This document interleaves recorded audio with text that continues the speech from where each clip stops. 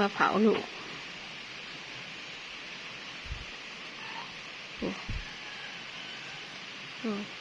สวัสดีพี่น้องสวัสดีเอฟซีทุกท่านพอกันที่กับพี่น้องสองสามบัวไรพอกันตอนเศร้าตอนเด็กพี่น้องให้ฮากระเบิดเลยคืนไฟดับพี่น้องดับตั้งแต่ประมาณเที่ยงคืนนี่แหละฝนตกทั้งลมทั้งฝนโอ้ยคนมันอยากนอนเนาะคนมันอยากนอนเนาะ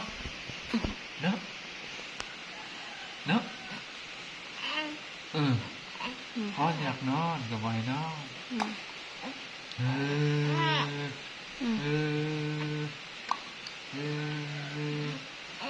อันนี้นะตื่นแต่ตีสามอันนี้นะตื่นแต่ตีสามยังพอได้นอนอยู่พี่น้องตอนนี้เวลาตีห้า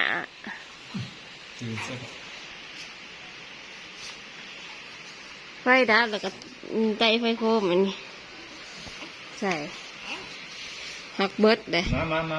ไฟโคมก็เริ่มเบิดเลยพี่น้องมาหน่อยนี่กับเมื่อนี้ฝนตกทั้งลมทั้งฝนพี่น้องหากมันตกบ่อย่างแห้งเนาะทำจากลูกนางบัก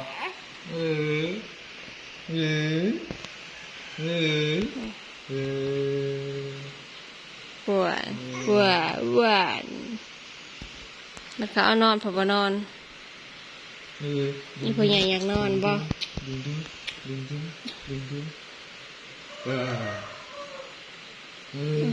ยอก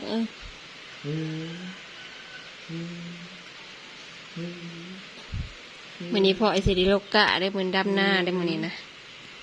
โลกะดำหน้าแล้วจากในน้ำได้สำใดคือสิบ่ได้ดอกพี่น้องเพราะว่า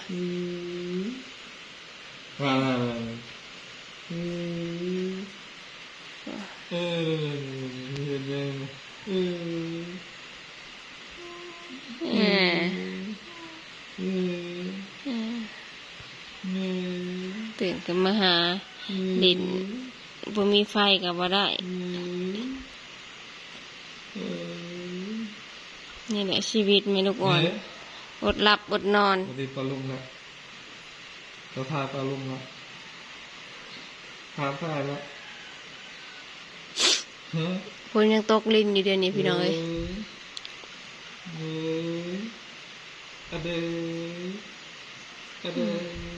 เห็นหุ่งแล้วได้พี่น้องมื้ออื่นผู้ที่2 เดือน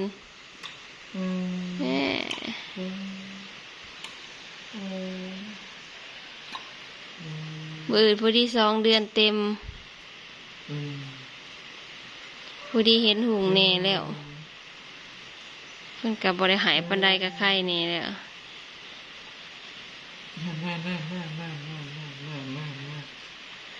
ไข่แน่แล้วบริเห็นบริอันนั้นหายแต่เวลาเพิ่นเหี่ยวเพิ่นหิวเมื่อคืนนี้ฝนตกพี่น้องไฟดับพร้อมพูด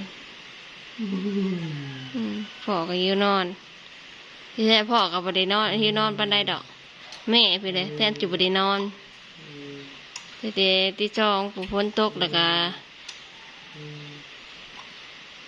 หยัดลูกหนาวหยัดฝนหนาว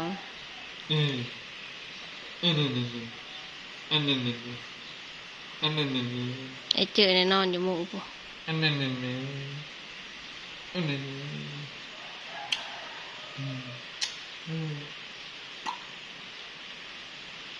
ไฟกระดับอันนี้พี่น้องเอ้ยจักสิเหตุได้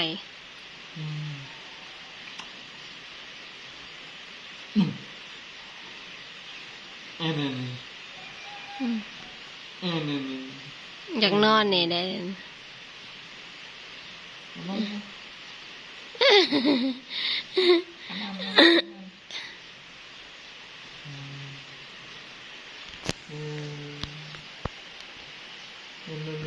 อยากนอนเลยพี่น้องนะ เออ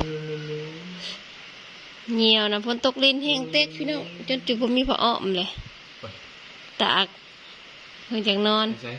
ใส่ลูกใส่ ตากกันบ่แห้งตอนนี้ก็ดี อันละละอันละละนอนอืม พี่ดอกอยากนอนเด้พี่ดอกถ้าลูกบ่ได้นอนน่ะบ่ได้นอนดอกถ้าลูกนอนผมจะสินอนนำกัน นอนกับลูกเพิ่นนอนจังได้นอน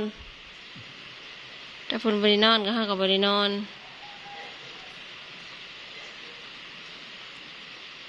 อืม อากาศก็เริ่มเย็นพี่น้อง เออเออ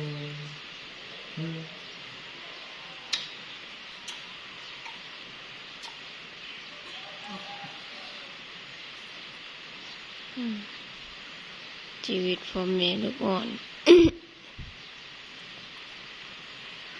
กินข้าวกับบางเทื่อเขากินแล้วจังได้กิน ถ้าลูกบ่ได้นอนก็บ่ได้กินบางเทื่อก็ได้เพิ่นอยากนอนเนี่ยเฮาเพิ่นตื่นแต่3 โมงตี 3พุดีเด้สิหลับอยู่เออเพิ่นอยากเว้าเพิ่นอยากนอนจักสิว่าแนวใดซั่นนะเฮ้ยสิได้นอนอู่หั่นแหละ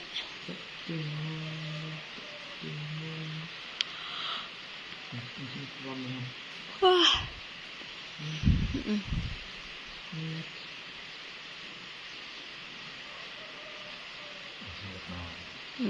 อันนี้ก็อยากนอนที่แท้นอนหลายกว่าหมู่ได้เนี่ย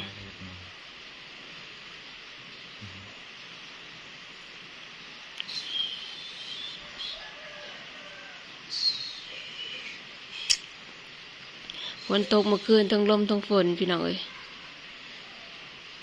โพดโพ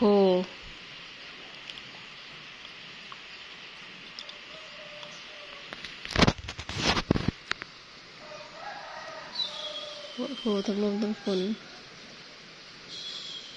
เป็นทางนอน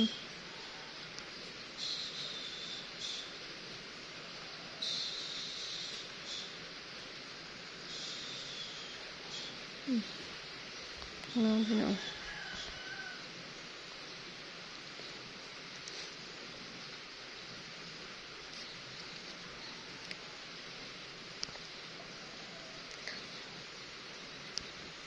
ฝนตกเนี่ยต้องใส่สีลบก้ามื่อนี้นะ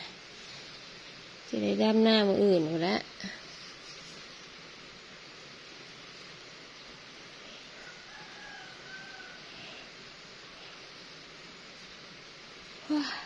เมื่อคืนนี้ทานมันบลมนะสีได้น้ำลายอยู่พี่น้องอันนี้มันลมบรรยากาศยามเช้าๆพี่น้องสงสัยมือนี้ลิ้นเบิดมือเลยมัน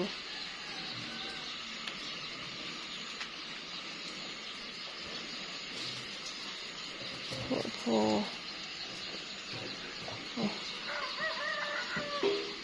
น้ำจนเต็มอันนี้แล้วพี่น้องเต็มคุยเมื่อคืนนี้ลมวุ่นมาจนจะอยู่บ่ได้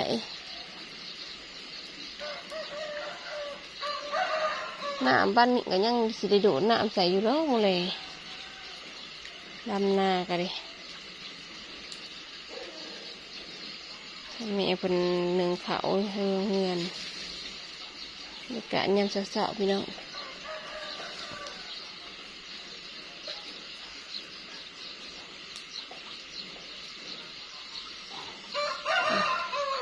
โหอากาศเย็นท้องฟ้าพี่น้อง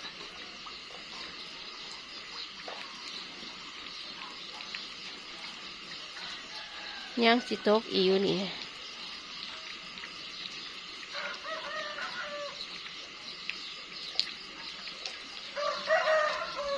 เสียงไก่ขันนี่ก็เวลา 05:27 นาทีพี่น้องแจ้งแล้วเด้อบ้านข่อย ตีหาแจ้งแล้วค่ะสงสัยยังสิโตกอีกอยู่พี่น้องกันนำอยู่กันนำลงมาโหลดเพราะสิเดดำให้ดำหน้าเลยเนาะพี่น้องเนาะ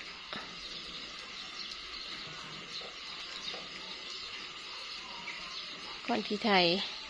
แล้วก็เห็นสุ่มๆเนี่ยนอกจาก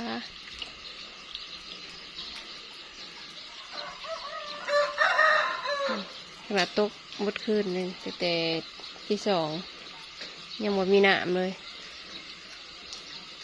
มาฮอนนี่กับสีแดงล่าเลยเด้ออย่าลืมกดไลค์กดแชร์กดติดตามส่งสาวบอไลถ้าพิดประการใดก็ขอโทษขออภัยเด้อพี่น้องเอาน้องพายุไปนอนก่อนพี่น้องเอ้ยคลิปหนาพอกันใหม่สวัสดี